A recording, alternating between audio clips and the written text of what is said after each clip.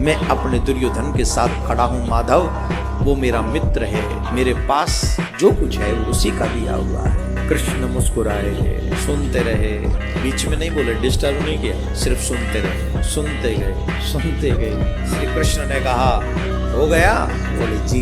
बोले सुनो, कितनी सी विपत्तियों में तुम अधर्म का साथ देने के लिए तैयार हो गए। सुनो, मैं तुम्हें अपनी विपत्तियां सुनाता हूँ और सुन लो। कृष्ण के चाहने वालों, थोड़ी थोड़ी बात पर माला छोड़ के भाग जाने वालों, इच्छा पूरी न होने पर मंदिर न जाने की कसम खाने वालों, सुन लो ध्यान से। श्री कृष्ण बोले कर्ण, तुमने तो ये सब जन्म के बाद सहा, जरा मेरे जीवन की भी कहानी सुनो। मेरे जीवन में तो विपत्तियां मेरे जन्म से पहले ही बाहर खड़ी थी। मेरा जन्म भी नहीं हुआ था, उससे पहले मेरी मौत मेरी प्रतीक्षा कर रही थी। मेरी मौत मेरी प्रतीक्षा कर रही थी मेरे जन्म से पहले। मेरे जन्म से पहले मेरे जितने भी भाई हुए उन सबको मार दिया गया था, किसी और के हाथों से नहीं, मेरे मामा के हाथों से मार दिया गया मेरे जन्म से पहले। क्या कहोगे कर्ण उस बात को? जिस दिन मेरा जन्म हुआ उसी रात को मुझे जन्म देने वाली माँ अपने पिता का त्याग करना पड़ा था। उसी दिन त्याग करना पड़ा मुझे, जिस दिन मेरा जन्म हुआ।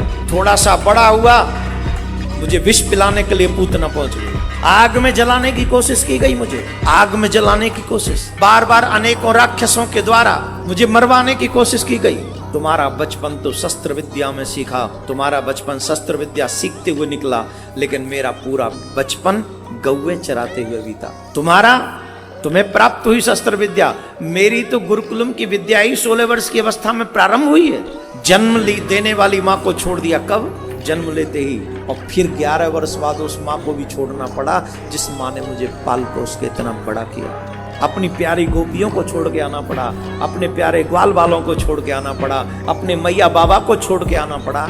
इतना ही नहीं है, मथुरा आने पर भी जरासंध ने एक बार नहीं 17 बार मेरे ऊपर चढ़ाई की। अपने लोगों की रक्षा करने के लिए मुझे अपना शहर छोड़ के जाना पड़ा, अपना नगर छोड़ के जाना पड़ा।